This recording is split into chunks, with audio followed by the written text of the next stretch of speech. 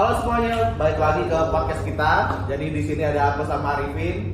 Jadi hari ini kami mau bawain suatu topik yang lagi panas atau lagi happening banget ya, nggak Kak? Iya, lagi banyak dibahas di masyarakat sekarang ya, karena penerapannya juga banyak ya. Iya.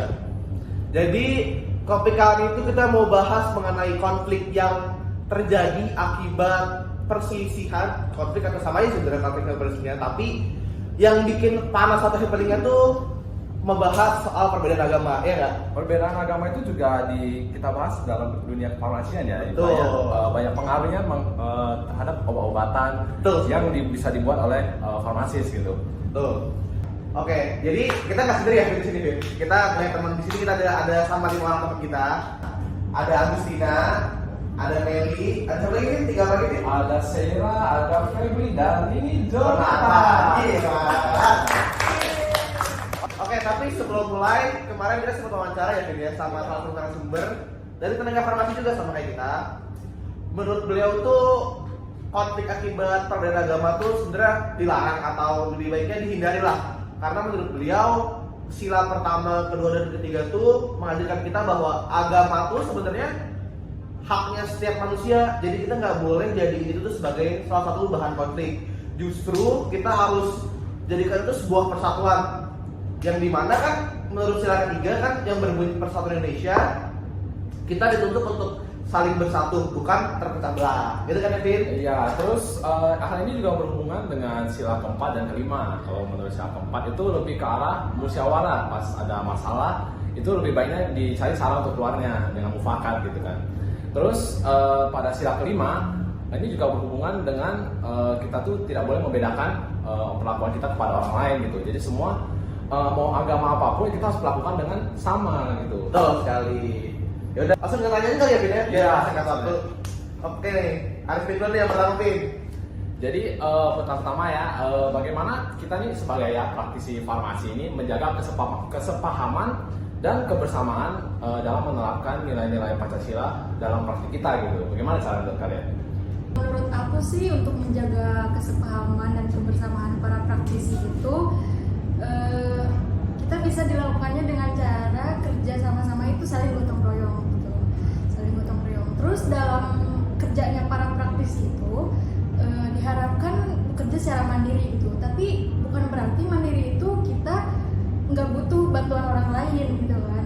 Kalau misalnya seperti itu kan kesannya egois kan. Nah, kita nggak boleh punya sifat yang egois dalam kerja itu ya. Menurut aku gitu sih. Nih Kak, aku mau nambahin nih, kalau jaga kesepahaman itu kan kayak kedepannya tuh bakal terjadi konflik kalau nggak dijaga gitu kan. Nih ini bisa dilakuin juga nggak sih kalau misalnya biar agar ngehindarin itu tuh evaluasi dulu, kita nilai dulu diri kita masing-masing kan, kita perbaikin yang salah di mana sebelum terjadi kesalahpahaman gitu. Jadi kita evaluasi dulu, penilaian diri dulu gitu sih dari aku. Tambahan ada nggak dari yang lain? Tapi kalau menurut kalian nih, dalam satu tempat kerja atau satu ruangan lingkup yang kerja nih, satu visi atau satu tujuan itu penting nggak sih menurut kalian? Penting banget ya sih, ya kan? Kalau misalnya nggak ada visi, nggak ada misi tuh, ya kita tujuannya tuh buat apa gitu, ngelakuin sesuatu gitu kan? Ngapain dilakuin kalau nggak ada tujuan gitu? Bagus pertanyaan.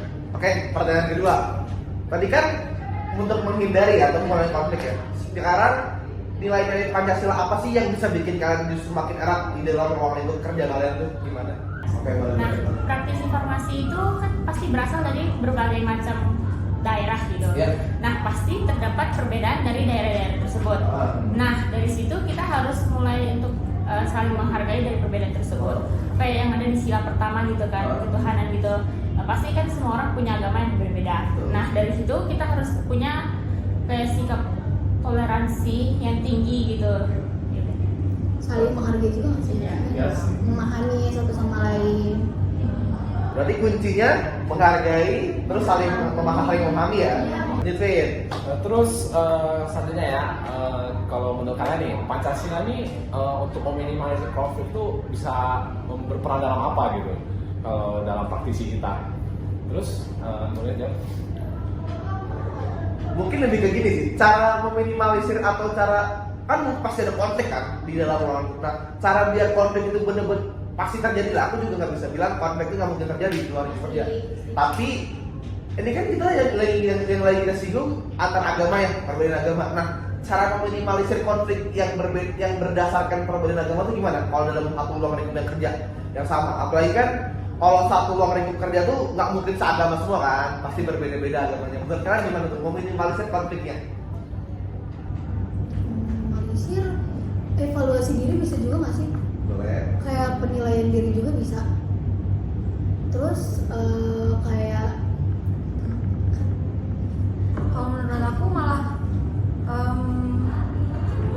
saling menghargai antar sesama beragama, terus nggak membeda-bedakan satu sama lain. nah iya bener tuh, kayak ngehargai perbedaan gitu kan.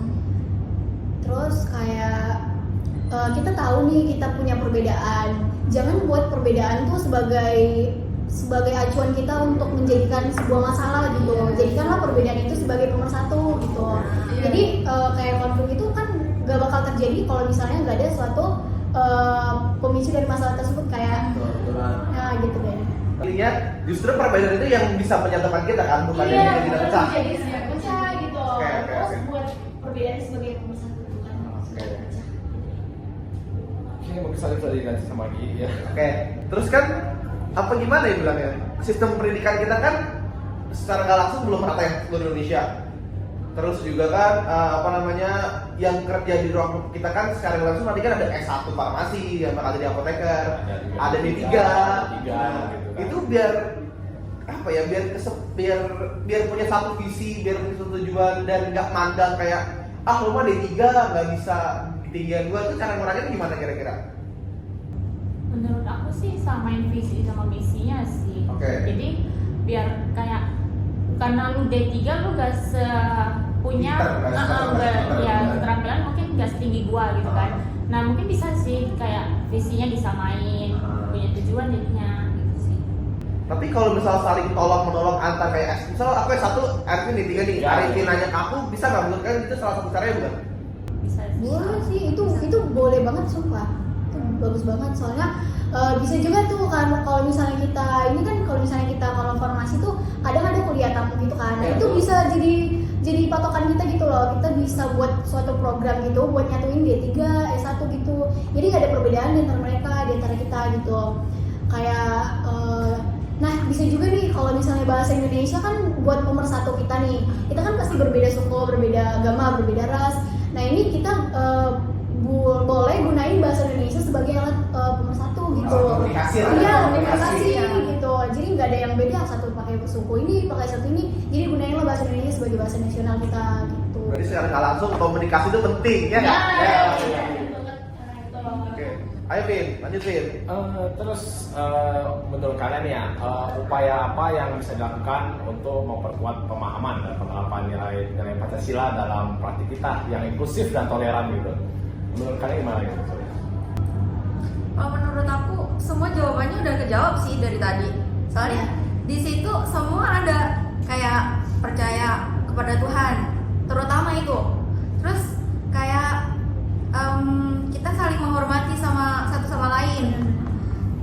Kayak terus saling menghargai apa pendapat orang lain.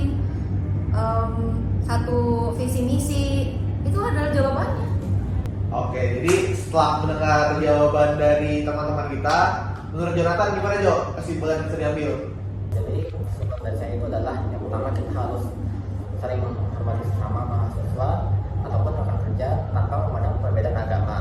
Lalu yang kedua, jika memang terjadi suatu masalah, kita harus memusyawarahkan, bukan hanya saling mendiamkan saja.